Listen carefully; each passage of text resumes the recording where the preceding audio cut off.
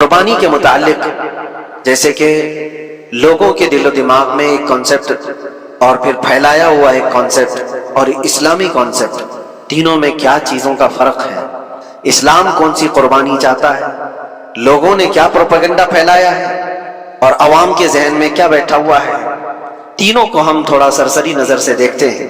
سب سے پہلی چیز تو یہ ہے، اسلام جس قربانی کی بات کر رہا ہے، قرآن میں اللہ فرماتا ہے لن ینال اللہ لحومها ولا دماؤها، نہ تمہارا گوشت نہ تمہارا بہایا ہوا خون اللہ تک پہنچتا ہے، ولکن ینالہ التقوی منکم، بلکہ اس کے پیچھے جو تمہارا تقوی ہے وہ اللہ تک پہنچتا ہے۔ تمہاری نیت دیکھی جا رہی ہے، تمہارا اخلاص دیکھا جا رہا ہے۔ اسی لیے کہا گیا کوئی گوشت کھانے کی نیت سے قربانی کرتا ہے تو اس کی قربانی ہوگی ہی نہیں۔ گوشت کی نیت سے اگر کسی نے قربانی کیا اس کی قربانی نہیں، یا پھر اگر ذبح کرنے کے بعد بیچنے کی نیت کیا گوشت میں سے کچھ حصہ، وہ تجارت کی نیت کیا ہوا ہے، تب بھی اس کی قربانی نہیں ہے۔ قربانی صرف وہ ہے جو خالص اللہ کی رضا کے لیے کرے، جو اللہ تعالیٰ نے حکم فرمایا مجھے اور اللہ کریم کے حکم پر عمل پیرا ہوتے ہوئے میں قربانی کر رہا ہوں، اس نیت کے ساتھ جس نے قربانی کیا اس کی قربانی قبول ہے۔ یہ اسلام چاہتا ہے آپ کی قربانی۔ اور لوگوں کے دل و دماغ میں جو اکثر بیٹھا ہوا ہے وہ یہ ہے کہ موسم آ رہا ہے، سب کر رہے ہیں تو ہم کو بھی کرنا چاہیے، اور کچھ لوگ فیشن کے طور پر، کچھ لوگ بچوں کی ضد پر قربانی کر گئے۔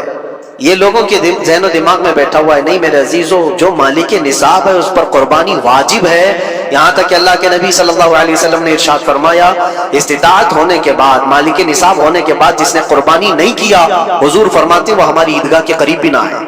حضور اکرم صلی اللہ علیہ وسلم فرماتے وہ ہماری عیدگاہ کے قریب نہ آئے۔ اس کے لیے دنیا میں یہ وعید ہے تو آخرت میں اس کا عذاب اور ہے۔ تیسری چیز، جو پروپیگنڈا کیا پھیلا ہوا ہے قربانی کو لے کر، ایک بہت بڑا پروپیگنڈا ہے۔ اسلام کے خلاف کچھ بھی بات پھیلانے کے لیے لوگوں کو صرف ایک چھوٹی سی سوئی چاہیے کہ ان کا ایک پھیلایا ہوا یہ پروپیگنڈا کہ لاکھوں ہزاروں اینیملز اس میں کاٹ دیے جاتے ہیں، ذبح کر دیے جاتے ہیں، خون بہایا جاتا ہے، اس کا حاصل کیا ہوتا ہے؟ جیوت چیزوں کو مار دیا جاتا ہے۔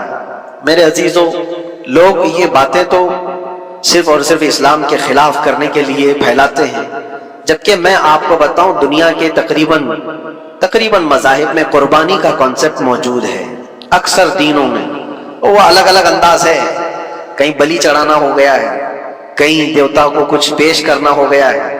قربانی کا کئی جگہوں پر یہ کانسیپٹ موجود ہے، لیکن کوئی اپنے گریبان میں جھانکتا تھوڑی نہ، دوسرے کے گھر میں جھانکنے کی عادت زیادہ ہوتی ہے۔ اسلام کی قربانی لوگوں کو نظر آتی ہے کہ مسلمان جتنا پریکٹیکل ہے اپنے دین پر، دنیا میں کوئی بھی اپنے دین پر اتنا پریکٹیکل نہیں ہے۔ کوئی بھی اپنے دین پر اس طرح پابندی سے عمل کرنے والا ملتا نہیں۔ جلن اسی بات کی تو ہے کہ کوئی پوسٹر نہیں لگاتے، کوئی اعلان نہیں کرتے، اور جمعہ میں پوری صفیں ان کی بھری نظر آتی۔ کون تمہیں پرچار کر کے جمعہ میں بلاتا ہے؟ وہ خالق کائنات کی طرف سے تمہارا جو لگاؤ ہے، وہ جو تمہیں کھینچ کر گھروں سے مسجدوں میں لاتا ہے۔ فتنوں کا دور ہے، اس کے باوجود جمعہ میں کوئی بھی مسجد ایسی نہیں ہوگی جو خالی پڑی ہوئی۔ مسلمان آج کے دور میں بھی اپنے دین پر عمل پیرا ہے، اور یہ تکلیف کا سبب بن جاتا ہے دوسروں کے لیے۔ اسی طرح قربانی کے ایام آتے ہیں تو کچھ ماڈرن خیالات والوں کو لا کر کے ہمارے درمیان پیش کیا جاتا ہے۔ وہ ایسی میٹھی میٹھی باتوں کے ذریعے سے تمہیں لبھانے کی کوشش کریں۔ اتنے پیسے خرچہ کرنے کے، 40,000 کا 50,000 کا بکرا لینے سے بہتر ہے کسی غریب کو مدد کر دیا جائے، کسی کا گھر بنا دیا جائے، کسی کا راشن پہنچا دیا جائے۔ میاں وہ سال بھر ہم کرتے ہیں الحمدللہ، قربانی کے دنوں میں ہی کیوں؟ اللہ کے نبی صلی اللہ تعالیٰ علیہ وسلم کی حدیث سن، حضور پاک صلی اللہ تعالیٰ علیہ وسلم فرماتے ہیں قربانی کے دن، یعنی ذی الحجہ کی 10، 11 اور 12، یہ 3 دنوں کے اندر حضور فرماتے ہیں کوئی عمل دنیا میں قربانی سے زیادہ اہمیت اللہ کے نزدیک نہیں رکھتا۔ کوئی عمل اللہ کو اس سے زیادہ پیارا نہیں ہے قربانی۔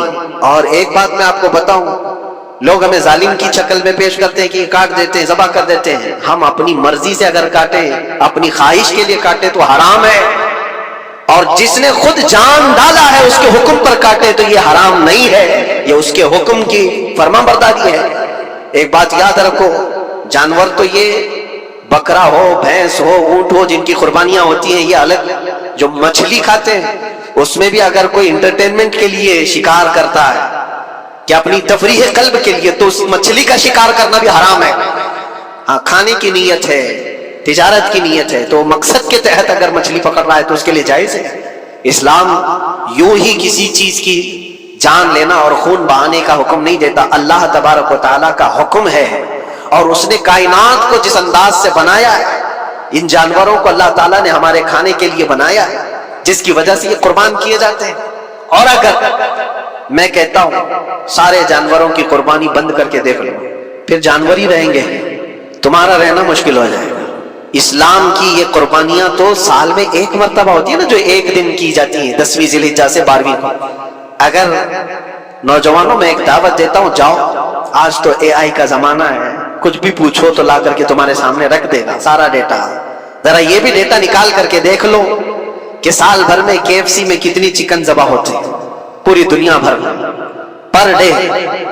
میکڈونلڈ صرف چکن ہی نہیں بیچتا، گائے کا گوشت بھی بیچتا ہے پوری دنیا بھر میں، جس کو یہاں پر بھی بہت سینے سے لگا کر کے رکھے گئے ہیں، پوری دنیا بھر میں ان کا استقبال ہے، کیونکہ امریکن کمپنیاں ہیں، باپ دادا کی کمپنیاں ہیں، ان کو کوئی آنکھ نہیں دکھا سکتا۔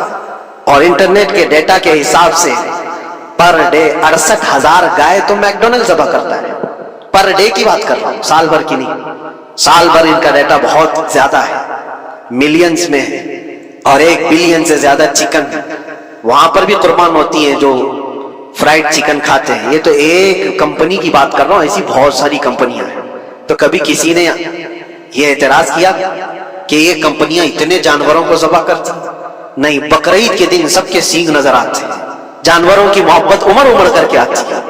سال بھر جو قربان ہو رہے ہیں، کبھی کسی نے آبجیکشن نہیں کیا کہ یہ سارے آؤٹ لیٹس بند کیوں نہیں کر دیے جاتے، یہ ساری دکانیں کیوں نہیں بند کر دی جاتی جو سال بھر ذبح کر رہے ہیں۔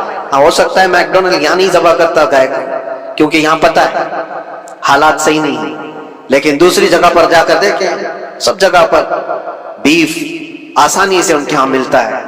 میں یہ باتیں صرف اور صرف یہ اس لیے کہہ رہا ہوں، پھیلایا ہوا پروپیگنڈا کیا ہے، جانوروں سے محبت یہ سکھائیں گے ہمیں۔ اللہ کے نبی صلی اللہ تعالی علیہ وسلم فرماتے ہیں، بنی اسرائیل کی ایک خاتون کو میں نے جہنم میں دیکھا، کس بنیاد پر؟ فرماتے ہیں وہ عبادت گزار تھی، زاہدہ تھی، پرہیزگار تھی، لیکن ایک بلی پالی ہوئی تھی، اور اس نے کبھی عبادت کرنی ہوتی تو 2 دن 3 دن تک اپنے کمرے میں گوشہ نشین ہو جاتی تھی اکیلی، اور اس نے اپنی بلی کو ایک جگہ پر گلے سے رسی لگا کر باندھ دی، اور 3 دن تک وہ اپنی عبادت میں رہی، مصروف رہی، اور 3 دن کے بعد اسے خیال آیا تو جا کر دیکھی بلی مر چکی تھی۔ حدیث پاک میں صحیح حدیث ہے، اللہ کے نبی صلی اللہ علیہ وسلم فرماتے ہیں صرف اس بنیاد پر اللہ تبارک و تعالیٰ وہ عبادت کرنے والی عورت کو جہنم میں بھیج دیا، جو میری مخلوق پر رحم نہیں کرتا وہ رحم کے قابل نہیں ہے۔ یہ سکھائیں گے ہمیں جانوروں پر رحم کرنا؟ ہم جس جانور کو ذبح کرتے ہیں وہ اللہ کے حکم سے کرتے ہیں، اس کے علاوہ کسی بھی جانور کو ظلم کرنا، اللہ کے نبی صلی اللہ تعالیٰ علیہ وسلم کی حدیثوں میں سے یہ ہے کہ جانور پر ظلم کرنا ذمی پر ظلم کرنے سے بڑا ہے۔ اور ذمی کیا ہے؟ ذمی وہ جو مسلمانوں کے ملک میں امن کے ساتھ رہنے کے لیے ریکویسٹ کیا ہوا ہو اور اسلامی حکومت اسے امن دی ہوئی ہو، اور اللہ کے نبی صلی اللہ علیہ وسلم فرماتے ہیں مسلمان پر ظلم کرنے سے زیادہ بڑا ظلم ذمی پر ظلم کرنا ہے، اور اس سے بڑا ظلم جانور پر ظلم کرنا ہے۔ یہ میرے آقا کے فرمان ہے، نبی اکرم صلی اللہ علیہ وسلم نے فرمایا، اور رحمت للعالمین ہے۔ اور ایک بڑی بات میں آپ کو بتاؤں، جو یہ پھیلایا جاتا ہے کہ جانوروں پر ظلم، سیدنا امام غزالی رحمت اللہ تعالی علیہ کی بات میں پڑھ رہا تھا، حجت الاسلام، جن کی کتابیں پڑھ کر کے لوگ اللہ کے ولی بن گئے۔ امام غزالی کا نام سنا ہے؟ اتنی کتابیں انہوں نے لکھا، تصوف کے امام ہیں، علم کلام کے امام ہیں، منطق کے امام ہیں، فقہ و تصوف کے امام ہیں، بے شمار علوم و فنون کے دریا بہائے ہیں۔ اس حجت الاسلام امام غزالی رحمت اللہ علیہ کے انتقال کے بعد ان کے بھائی نے ان کو خواب میں دیکھا اور پوچھا آپ کے ساتھ اللہ نے کیا معاملہ فرمایا؟ امام غزالی فرماتے اللہ نے مجھے بخش دیا، میری لکھی ہوئی کتابیں، میری عبادتیں، ہزاروں کو جو میں نے پڑھایا وہ شاگرد، یہ ساری چیزوں کی وجہ سے نہیں، بس ایک کام کی وجہ سے۔ پوچھا وہ کون سا کام؟ کہا ایک بار میں کتاب لکھ رہا تھا اور سیاہی میں قلم ڈبو کر کے لکھا جاتا تھا، اور سیاہی جو بنتی تھی وہ پھلوں کے رس سے نکال کر کے، اور لکڑی کا قلم اس میں ڈبو کر کے لکھا جاتا تھا۔ تو میں لکھ رہا تھا کہ ایک مکھی آ کر سیاہی پر بیٹھ گئی، میں اپنا قلم روک لیا کہ ہو سکتا ہے وہ پیاسی ہو، پی کر چلی جائے۔ کافی دیر تک وہ مکھی اس سیاہی پر بیٹھی رہی، اور پی کر کے جب وہ اڑ گئی تو پھر میں اپنا قلم چلاتا رہا. یہ بات تو زندگی میں آئی اور گئی, میں نے تو اس کو چھوٹا سمجھا تھا, لیکن میری موت کے بعد رب تبارک و تعالیٰ نے مجھے اٹھا کر فرمایا جس نے میری چھوٹی مخلوق پر رحم کیا بس اس نیکی کی بنیاد پر میں تجھے جنت عطا کرتا ہوں. ایک جانور پر رحم کرنے کی بنیاد پر, ایک جانور پر رحم کرنے کی بنیاد پر. اور حدیث پاک میں, صحیح حدیث پاک میں یہ بھی ہے, ایک طوائف تھی جس نے مرتے ہوئے کتے کو بچایا تھا پانی پلا کر, اور اس بنیاد پر اس کی بخشش ہو گئی. طوائف تھی اور رحم کیا جانور پر تو اس کی بخشش ہو گئی. میں اسلام کی وہ چیزیں تمہیں بتا رہا ہوں جو دنیا تمہارے سامنے یہ چیزیں لانے سے عاجز ہے اور قاصر ہے. یہاں تک کہ اللہ کے نبی صلی اللہ تعالیٰ علیہ وسلم نے فرمایا جانور پر اگر تم نے ظلم کیا ہے تو جس طرح سے ظلم کرو گے قیامت کے دن یہ اپنے سینگوں کے ساتھ اپنے کھروں کے ساتھ اٹھے گا اور اسی طرح سے اس کا بدلہ بھی دلایا جائے گا. وہ تمہیں مارے گا قیامت کے دن اور بدلہ لے گا. یہ بھی حدیث پاک میں. جانور پر ہمیں اس کے چہرے پر مارنے کا حکم نہیں ہے, اس کو اس کی طاقت سے زیادہ بوجھ ڈالنے کا حکم نہیں ہے. اللہ کے نبی صلی اللہ تعالیٰ علیہ وسلم کے پاس ایک صحابی آئے, اونٹ پالتے تھے. کہا ایک اونٹ بہت سرکش ہو گیا ہے, اور جب اونٹ سرکش ہو جاتا ہے کسی کی کھوپڑی کھینچ لیتا ہے, وہ اسی وقت سر کو پکڑ لیا تو آدمی وہیں ختم ہو جائے. وہ کسی کے قابو میں نہیں آ رہا تھا, حضور کے پاس آئے.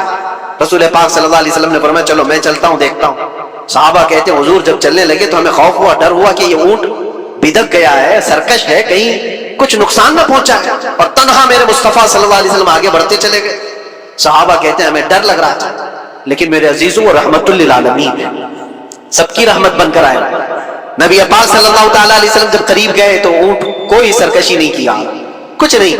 حضور پاک صلی اللہ تعالیٰ علیہ وسلم کے چہرے کے پاس اپنا منہ کرتا ہے اور اپنی زبان کو چپڑ چپڑ چپڑ کرتے ہوئے اپنی زبان ہلا رہا ہے. اور حضور پاک صلی اللہ تعالیٰ علیہ وسلم ایسے سنتے جا رہے ہیں جیسے کسی دانشور کی بات سن رہے. پھر نبی پاک صلی اللہ علیہ وسلم اونٹ کے مالک کی طرف متوجہ ہوئے اور کہا یہ اونٹ تیری شکایت کر رہا ہے, یہ اونٹ تیری شکایت کر رہا ہے. یہ سرکش اس لیے ہوا کہ تو اس کی طاقت سے زیادہ بوجھ اس پر ڈالتا ہے اور کھانا اس کو کم دیا کرتا ہے. کیا یہ بات صحیح ہے؟ وہ جو بدو تھے, جو اونٹ کے مالک تھے, انہوں نے چہرہ جھکا لیا اور کہا وعدہ کرتا ہوں حضور پاک صلی اللہ علیہ وسلم سے کہ اس سے زیادہ, اس کی طاقت سے زیادہ بوجھ نہیں ڈالوں گا اور اس کا چارہ, اس کے کھانے کا انتظام روزانہ کیا کروں گا. نبی پاک صلی اللہ علیہ وسلم نے اس اونٹ کی رسی پکڑی اور مالک کو دے دیا. پھر وہ اونٹ اسی طرح تابعدار ہو کر نکل پڑا. یہ اسلام میں میرے آقا صلی اللہ تعالیٰ علیہ وسلم کا عدل تو دیکھو, ان کی طاقت سے زیادہ کا بوجھ ڈالنے کا حکم نہیں ہے. اور دنیا یہ پروپیگنڈا پھیلائی ہوئی ہے کہ یہاں جانوروں کو کاٹا جاتا ہے. جو ذبح کرنے کا حکم ہے وہ اللہ کے حکم سے. میرے رب تبارک و تعالیٰ نے خود جان ڈالی, ہماری جان کا بھی وہی مالک ہے, جانوروں کے جان کا بھی وہی مالک ہے. اگر اللہ کا حکم نہ ہوتا تو ہمیں چونٹی مارنے کی بھی اجازت ہے, اللہ کا حکم نہ ہوتا تو ہمیں کسی کو بھی قربانی کرنے کی اجازت نہیں ہوتی. یہ رب تبارک و تعالیٰ کا حکم ہے. تو ظاہر سی بات ہے ہم اللہ کے بندے ہیں. رب تبارک و تعالیٰ جانوروں کی قربانی کا حکم دیا, اس لیے ہر سال بقرعید میں مسلمان قربانی کرتے ہیں. اگر اللہ چاہے تو اپنے بیٹوں کی قربانی کا بھی حکم دے دے, اور دیا ہے رب تعالیٰ نے, اور وہ بھی کر کے دکھایا سیدنا ابراہیم علیہ السلام. اللہ تبارک و تعالیٰ اگر حکم دے تو کیا تم ایسے مسلمان نہیں ہو؟ مسلمان کا مطلب ہوتا ہے سر جھکانے والا اللہ کے حکم کے آگے. یہ نہیں پوچھے گا کہ کیوں ہے اور کیسے ہے. مسلم کہتے ہیں اپنا سر جھکا دیا اللہ کی بارگاہ میں, اس کے حکم کے آگے. اللہ تبارک و تعالیٰ ہماری جانوں کا مالک ہے. اگر وہ چاہتا تو ہماری قربانی کا حکم دیتا, ہمارے اولاد کا, لیکن رب تبارک و تعالیٰ نے یہ سنت ابراہیمی پر پوری دنیا کو ثواب دینے کے لیے جانوروں کی قربانی کا حکم عطا فرمایا. میرے آقا صلی اللہ تعالیٰ علیہ وسلم کے پاس ایک صحابی حضرت زید بن ارقم آئے اور پوچھا یہ قربانی کیا ہے میرے آقا؟ حضور اکرم صلی اللہ علیہ وسلم نے فرمایا جس جانور کی ذبح کی قربانی کرو گے اس کے ہر بال کے بدلے تمہیں اللہ ایک نیکی عطا فرمائے گا. جتنے اس کے جسم میں بال ہوں گے ہر بال کے بدلے اللہ تمہیں ایک نیکی عطا فرمائے گا.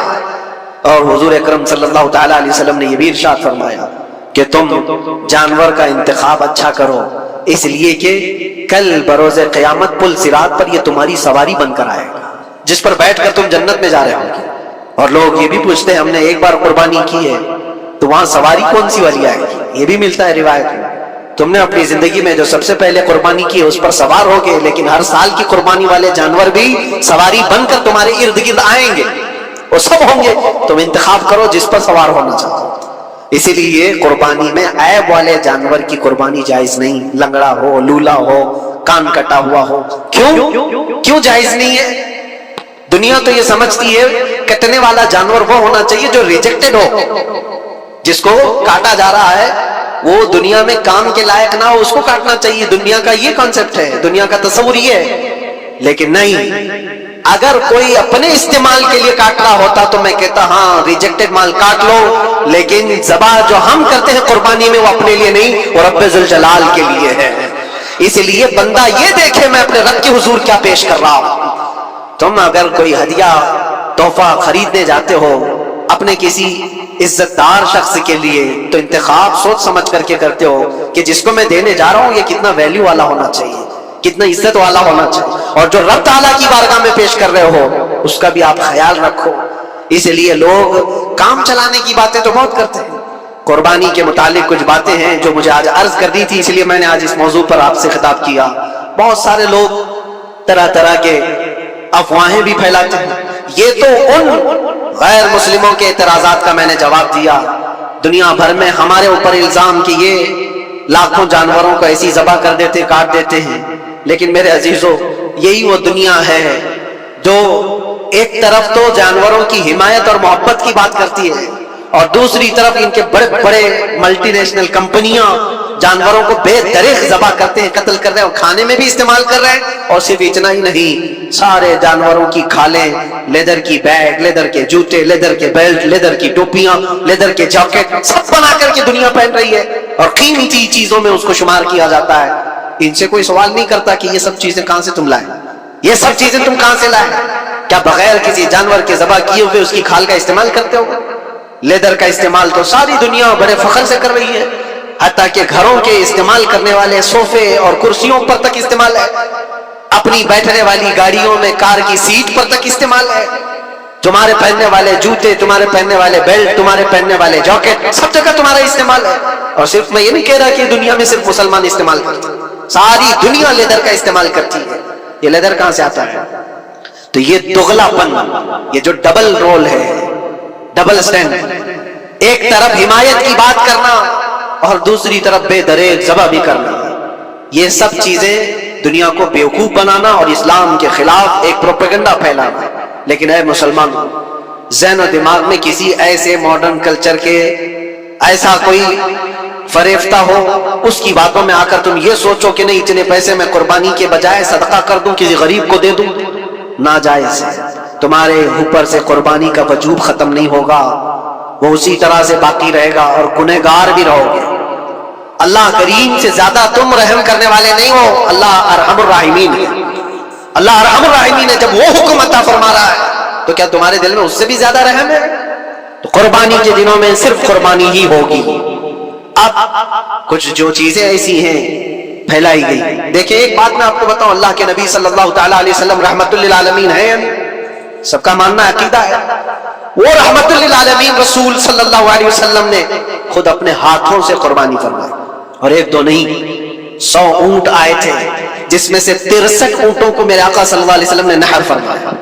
63 اونٹوں کو خود حضور نے ذبح فرمایا، اور اس کے بعد حضرت علی مرتضیٰ شیر خدا رضی اللہ تعالیٰ عنہ کو دیا، باقی کے اونٹوں کو تم ذبح کرو. نبی پاک صلی اللہ تعالیٰ علیہ وسلم نے یہ جو 100 اونٹوں کو ذبح فرمایا تھا یہ اپنے حج کے موقع پر.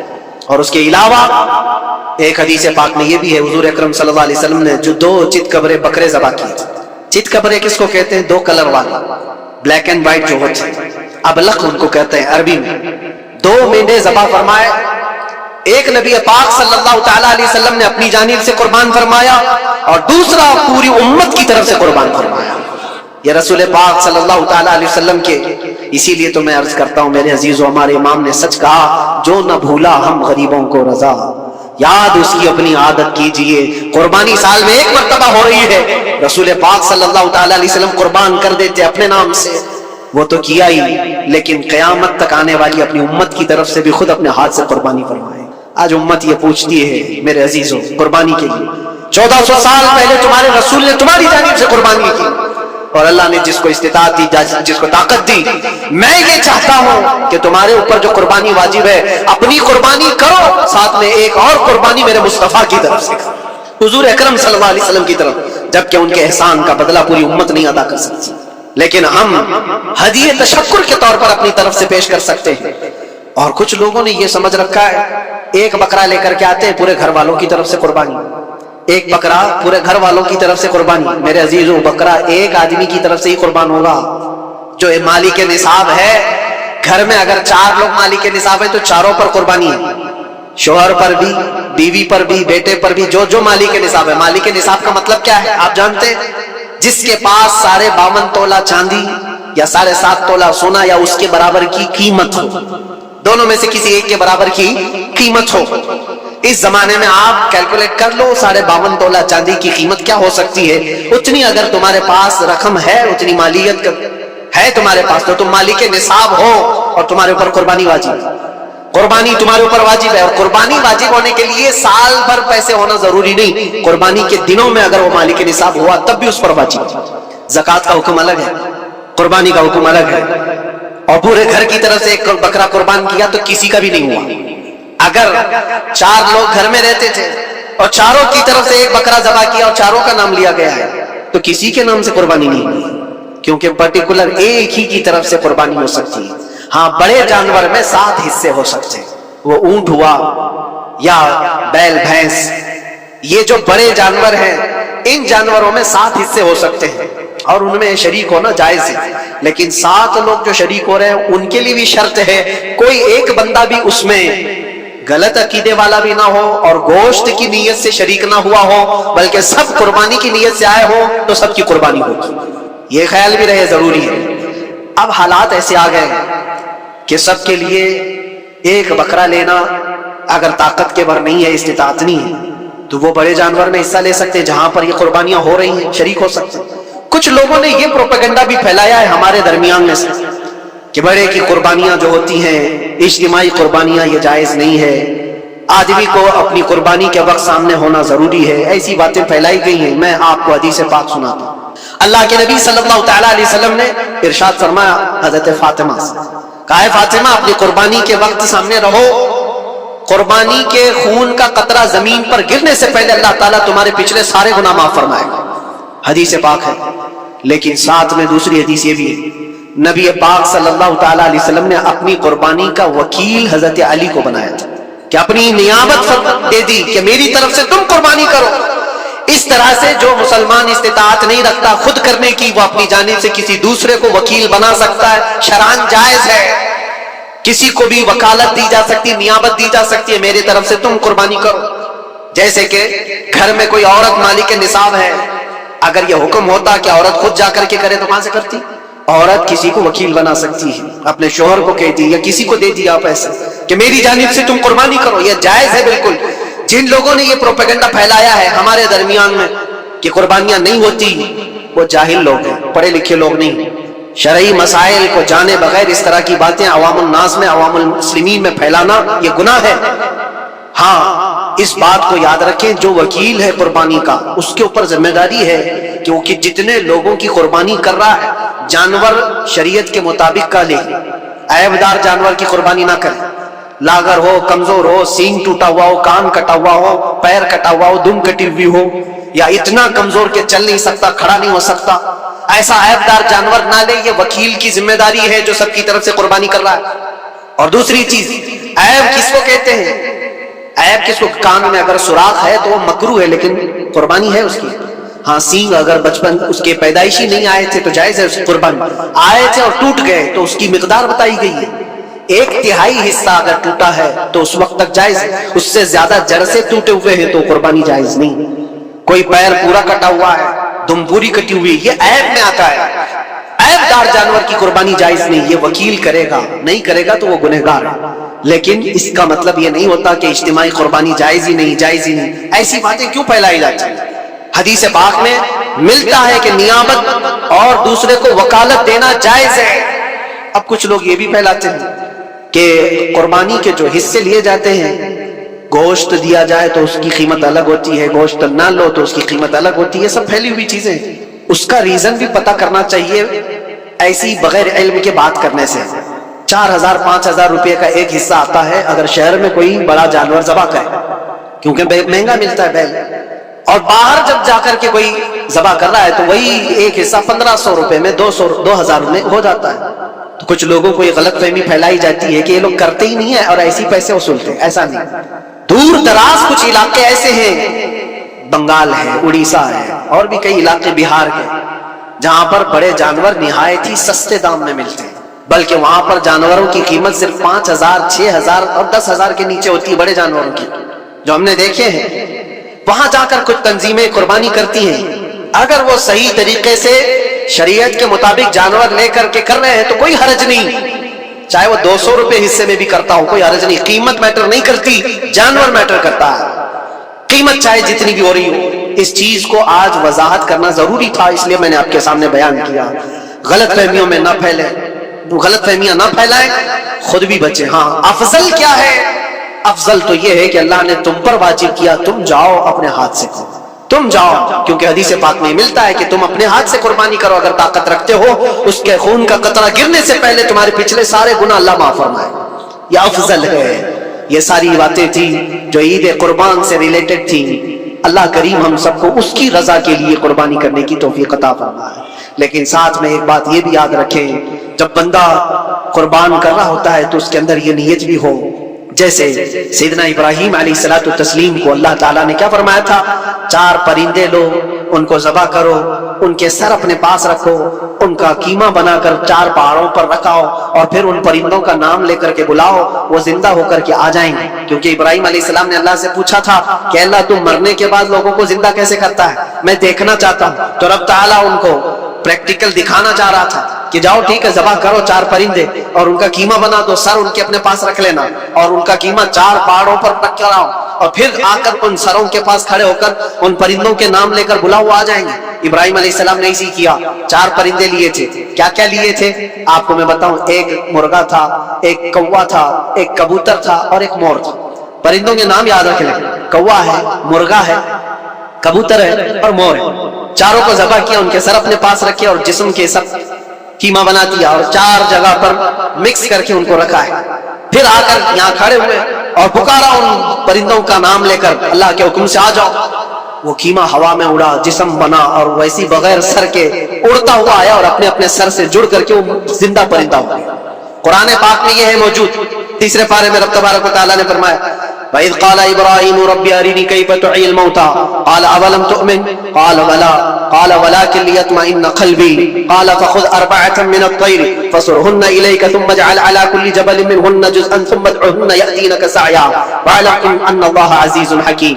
یہ اللہ تبارک تعالیٰ نے پورا قرآن میں فرمایا کہ ابراہیم علیہ السلام نے یہ جو کیا.